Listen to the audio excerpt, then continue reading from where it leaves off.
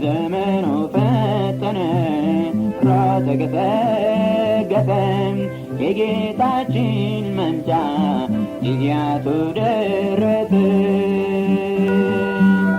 ሰዎች ተባብረው መከሩን ሰብስበው የተጣለብንን አደራ አስቡ። ሰዓቱ ሊሞላ በቅርብ ነው ያለ፣ መለከቱ ሊነፋ በቅርብ ነው ያለ፣ ነገሩ ሊያከትም በቅርብ ነው ያለ፣ ጌታም ከተፍ ሊል በቅርብ ነው ያለ። ወገኖች እንደምን አላቸው? የጌታ ጸጋና ሰላም በያላችሁበት ይብዛላችሁ። ይህ የዩቲዩብ ቻናል ማስታወቂያ የማይለጠፍበት ገንዘብም የማይገኝበት ለወንጌል ሥራ የተከፈተ ነውና ላይክ፣ ሰብስክራይብ እና ሼር እንድታደርጉት በትህትና እጠይቃለሁ። ዘመኑ ፈጠነ ሮጠ ገሰገሰ የጌታችን መምጫ ጊዜያቱ ደረሰ። ሰዎች ተባብረው መከሩን ሰብስበው የዓለምን ትኩረት እየሳበች ያለችው ጥንታዊቷ ከተማ ኢየሩሳሌም ዘመኑ ፈጠነ ሮጠ ገሰገሰ የጌታችን መምጫ ጊዜያቱ ደረሰ።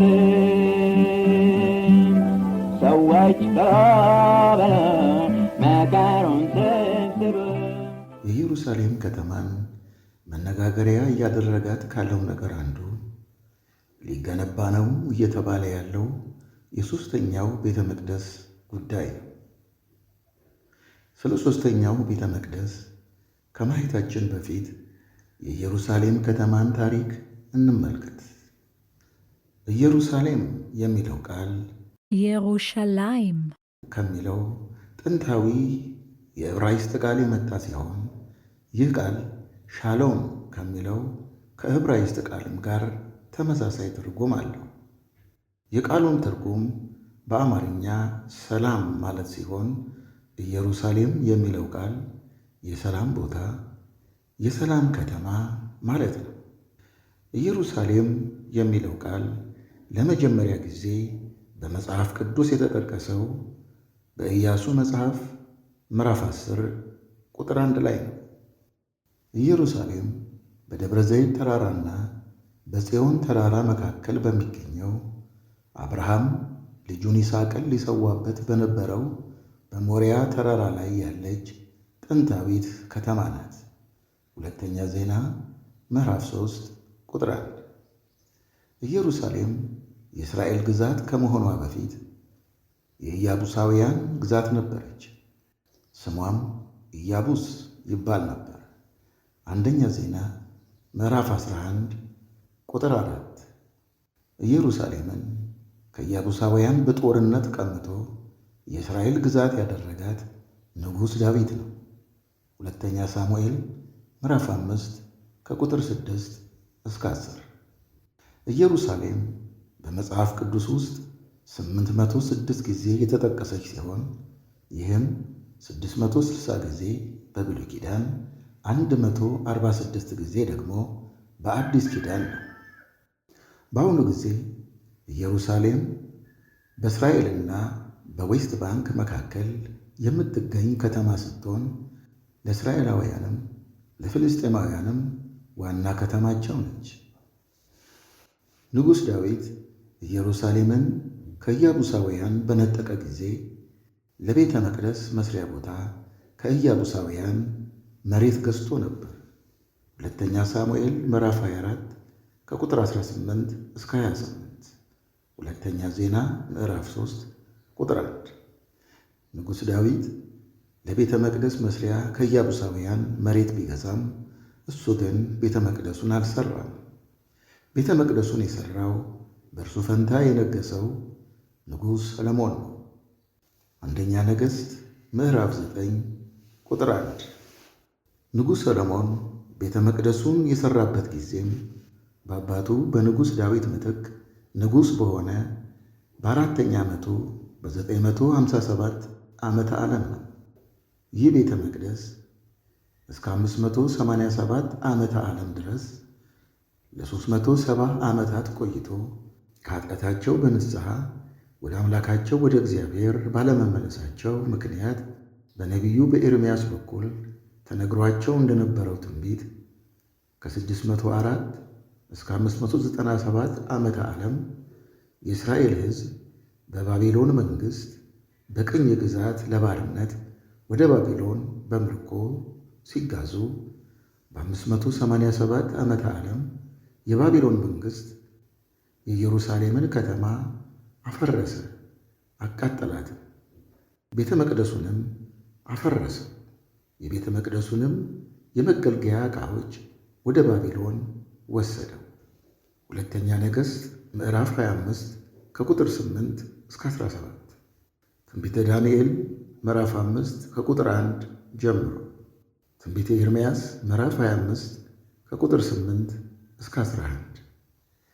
በነቢዩ በኤርምያስ ተነግሮ እንደነበረው ትንቢት የእስራኤል ሕዝብ 70 ዓመት በባቢሎን አገር በባርነት ቆይተው በ70ኛ ዓመቱ በ534 ዓመተ ዓለም የባቢሎንን መንግሥት ባሸነፈው በፋርስ ንጉሥ በቂሮስ ትእዛዝ የእስራኤል ሕዝብ ከባቢሎን ወጡ። ትንቢተ ኤርምያስ ምዕራፍ 6 ከቁጥር 9 እስከ 10። በፈረሰውም ቤተ መቅደስ ምትክ ሁለተኛውን ቤተ መቅደስ እንዲሠሩ የፋርስ ንጉሥ ቂሮስ ፈቀደላቸው። ዕዝራ ምዕራፍ 1 ከቁጥር 1 እስከ 9። ቤተ መቅደሱንም በ515 ዓመተ ዓለም ሰርተው ጨረሱ።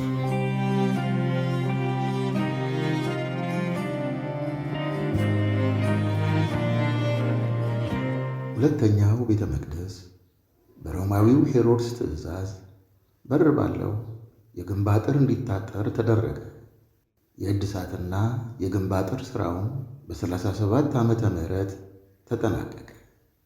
በሮማዊው ሄሮድስ ታድሶና የግንብ አጥር ተደርጎለት የነበረው ሁለተኛው ቤተ መቅደስ በሮማዊው ጀነራል በቲቶ በ70 ዓመተ ምህረት እንዲፈርስ ተደረገ። የኢየሩሳሌም ከተማም ተቃጠለች። እስራኤላውያንም አገራቸውን ጥለው ወደ ተለያዩ አገራት ተሰደዱ። በ638 ዓመተ ምህረት ፍልስጤማውያን መላውን እስራኤልን ያዙ። ሁለተኛው ቤተ መቅደስ በፈረሰበት ቦታ ላይም አላቅሳ መስጊድንና ዶም ኦፍ ዘ ሮክን ሠሩ። መስጊዱም እስካሁን ድረስ የሙስሊሞች ሦስተኛ ቅዱስ ቦታ ሆኖ የአምልኮ ሥርዓት እየተደረገበት ይገኛል። እስራኤላውያን በ70 ዓመተ ምህረት በሮማውያን ሁለተኛው ቤተ መቅደስና የኢየሩሳሌም ከተማ ከፈረሰችበት ጊዜ ጀምሮ አገራቸውን እስራኤልን ለቀው በዓለም ዙሪያ ከተሰደዱ ከ1878 ዓመታት በኋላ በ1948 ዓመተ ምህረት ከተበተኑበት ወደ አገራቸው ተመልሰው እስራኤልን እንደገና አገር አድርገው መሠረቱት። ቢሆንም ከ1948 ዓመተ ምህረት ጀምሮ አሁን እስካለንበት 2025 ዓመተ ምህረት ድረስ እስራኤላውያን በፈረሰባቸው በሁለተኛው ቤተ መቅደስ ምትክ ሦስተኛውን ቤተ መቅደስ አልሠሩም። የራሳቸው ግዛት በሆነችው ሁለተኛው ቤተ መቅደስ በፈረሰበት ቦታ ላይም አላቅሳ መስጊድና ዶም ኦፍ ዘ ሮክ ስለተገነቡበት አይሁዳውያን አምልኳቸውንና ጸሎታቸውን የሚያደርጉት ሁለተኛው ቤተ መቅደስ በፈረሰበት ጊዜ ሳይፈርስ በቀረውና እስካሁንም ድረስ ባለው የቤተ መቅደሱ ምዕራባዊ የግንብ አጥር በነበረው ዌስተርን ዎል በተባለው ግንብ ስር በመቆም ጸሎታቸውን በወረቀት ላይ በመጻፍ ወረቀቱንም በግንቡ ስንጣቂ ውስጥ በመሸጎጥ የሕያው አምላክ የእግዚአብሔር ቃል በሆነው በመጽሐፍ ቅዱስ የተነገረው በፈረሰው ሁለተኛው ቤተ መቅደስ ምትክ የሚገነባው የሦስተኛው ቤተ መቅደስ ግንባታ ሊጀምር በደጅ የሆነ ይመስላል። ዘመኑ ፈጠነ፣ ራተ ገሰገሰ፣ የጌታችን መምጫ ጊዜያቱ የሕያው አምላክ የእግዚአብሔር ቃል በሆነው በመጽሐፍ ቅዱስ የተነገረው በፈረሰው በሁለተኛው ቤተ መቅደስ ምትክ የሚገነባው የሦስተኛው ቤተ መቅደስ ግንባታ ሊጀምር በደጅ የሆነ ይመስላል። ለዚህም ማስረጃ የሚከተሉትን ምልክቶች በዝርዝር እንመልከት። አንደኛ፣ ከ10 ዓመታት በፊት የተቋቋመው ዘ ቴምፕል ኢንስቲትዩት የተባለው ሦስተኛውን ቤተ መቅደስ አሰሪ መንግሥታዊ ያልሆነ ተቋም የሦስተኛው ቤተ መቅደስ ግንባታ በቅርብ እንደሚጀምር ይፋ ማድረጉ። We'll all see the building of the third temple in Jerusalem very soon. ሁለተኛ፣ ዘ ቴምፕል ኢንስቲትዩት የተባለው ተቋም በሦስተኛው ቤተ መቅደስ የሚያገለግል ሊቀ ካህን እንዳዘጋጀ እየተነገረ መሆኑ። ሦስተኛ፣ ዘ ቴምፕል ኢንስቲትዩት የተባለው ተቋም በሦስተኛው ቤተ መቅደስ ውስጥ የሚያገለግሉ ካህናትና መዘምራንን ማዘጋጀቱ። አራተኛ፣ ዘ ቴምፕል ኢንስቲትዩት የተባለው ተቋም ለሦስተኛው ቤተ መቅደስ የሚሆኑ የመገልገያ ቁሳቁሶችን ማዘጋጀቱ። አምስተኛ፣ ዘ ቴምፕል ኢንስቲትዩት የተባለው ተቋም ለሦስተኛው ቤተ መቅደስ ከወርቅ የተሠራ መቅረዝ አዘጋጅቶ በመስታወት ውስጥ በማድረግ ለሕዝብ እይታ በአደባባይ ማስቀመጡ። ስድስተኛ፣ የእስራኤል ጠቅላይ ሚኒስትር ቤንጃሚን ናትንያሁ በራሳቸው የሥልጣን ዘመን ሦስተኛው ቤተ መቅደስ እንደሚገነባ መናገራቸው። Soldiers of Israel spoke 3 immortal words. Har habayit be'adenu. The Temple Mount is in our hands. The Temple Mount is in our hands. Is in our hands. ሰባተኛ፣ የተለያዩ አገር መሪዎችና ባለሥልጣናት ለሦስተኛው ቤተ መቅደስ ግንባታ ድጋፋቸውን እየሰጡ መሆናቸው።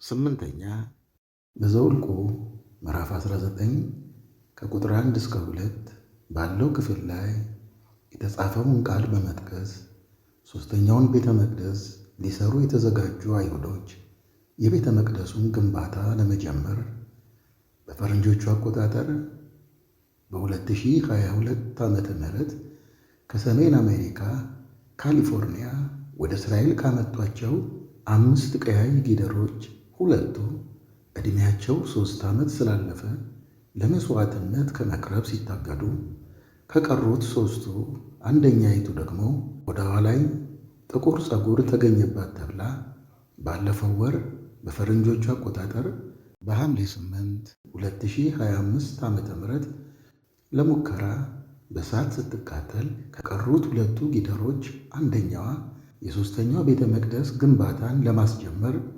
ለመሥዋዕትነት ብቁ ናት ተብላ መሥዋዕት ልትደረግ መዘጋጀቷ። 9ኛ፣ እስራኤል እንደገና እንደ አገር ከተመሠረተችበት ከ1948 ዓመተ ምህረት ጀምሮ አሁን እስካለንበት 2025 ዓመተ ምህረት ድረስ ለ77 ዓመታት የአይሁድ ሕዝብ ሁለተኛው ቤተ መቅደስ በፈረሰበትና በቦታውም የአላቅሳ መስጊድ በተሠራበት አካባቢ የራሳቸውን የአምልኮና የጸሎት ሥነ ሥርዓት እንዳያደርጉ ተከልክለው ቆይተው በያዝነው በዚህ በ2025 ዓመተ ምህረት የእስራኤል የደህንነት ሚኒስትር በሆኑት በኢታሚር ቤንጊቭር ትእዛዝ አላቅሳ መስጊድ ባለበት አካባቢ አይሁድ የራሳቸውን የአምልኮ ሥነ ሥርዓት ማከናወን እንደሚችሉ መፍቀዳቸውና አይሁዳውያንም በቦታው የአምልኮ ሥነ ሥርዓት ማድረግ መጀመራቸው የእስራኤልንም መንግሥት ሦስተኛው ቤተ መቅደስ እንዲሠራ ፈቃድ እንዲሰጥ መጠየቅ መጀመራቸው። ወገኖች ሆይ ከዚህ የምንረዳው የሦስተኛው ቤተ መቅደስ ግንባታ በቅርብ እንደሚጀምር ሲሆን አሁን እየታየ ያለው የሦስተኛው ቤተ መቅደስ ግንባታ የመጀመር እንቅስቃሴና የቤተ መቅደሱ ግንባታ እንዳይጀመር በተለያየ ምክንያት እየታየ ያለው ተቃውሞ ምናልባት አንዳንድ ሰዎች እየተናገሩ እንዳሉት በሕዝቅኤል ምዕራፍ 38 እና ምዕራፍ 39 ላይ የተነገረውን የጎግ ማጎግ ጦርነትን ያስከትል ይሆን? ወገኖች ሆይ የእግዚአብሔር ቃል ይፈጸም ዘንድ ግድ ነውና ከሚታየውና ከሚሰማው ነገር አንጻር የሦስተኛው ቤተ መቅደስ ግንባታ ሊጀምር በደጅ የሆነ ይመስላል። ታዲያ ከክርስቲያን ምን ይጠበቃል? ይሄ ጥያቄ በክርስቶስ ኢየሱስ ብቸኛ ዳኝነት በማመን የእግዚአብሔር ልጆች የሆንን ሁላችንንም ክርስቲያኖች ይመለከታልና ወገኖች ሆይ እናስተውል።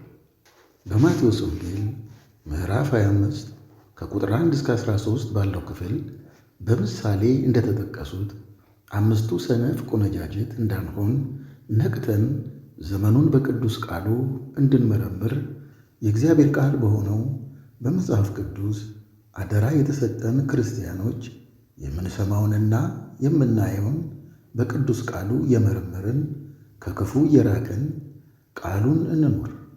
እየተፈጸመ ካለው መጽሐፍ ቅዱሳዊ ትንቢት አንጻር ያልተፈጸመውና ሊፈጸም ደግሞ በደጅ የሆነው የቤተ ክርስቲያን ንጥቀት ባልታሰበ ጊዜና ሰዓት በድንገት ሊሆን ይችላልና ወገኖች እንንቃ፣ እናንቃ። በዮሐንስ ወንጌል ምዕራፍ 15 ቁጥር 12 ላይ ከጌታ ከኢየሱስ ክርስቶስ እንደተሰጠን አደራ እርስ በርሳችን በፍቅር እንያያዝ፣ ቂምን፣ ጥላቻን፣ ሐሜትንና በቀልን አስወግደን የመንፈስ አንድነትን እየጠበቅን በተሰጠን ጸጋ በታማኝነት እያገለገልን የተሰጠንን የወንጌል አደራ በቃልም በኑሮም ተግተን እንመስክር። የወደቀውን በፍቅር እናንሳ፣ የተራበውን እናብላ፣ የተራቆተውን እናልብስ። ሁሉን በእግዚአብሔር ቃል በመጽሐፍ ቅዱስ እየመዘንን ቃሉ አድርጉ የሚለንን እያደረግን ከዘመኑ ክፋት እየራቅን በማቴዎስ ወንጌል ምዕራፍ 25 ላይ በምሳሌ እንደተጠቀሱት አምስቱ ልባም ቆነጃጅት በማስተዋል እንኖር። ጌታም ለሁላችንም በያለንበት ጸጋውን ያብዛልን። አሜን። አዘጋጅና አቅራቢ መስፍን ጉተማ። ዘመኑ ፈጠነ፣ ሮጠ ገሰገሰ፣ የጌታችን መምጫ ጊዜያቱ ደረሰ። ሰዎች ተባብለው መከሩን ሰብስበው የተጣለብንን አደራ አስቡ። ሰዓቱ ሊሞላ በቅርብ ነው ያለ፣ መለከቱ ሊነፋ በቅርብ ነው ያለ፣ ነገሩ ሊያከትም በቅርብ ነው ያለ፣ ጌታም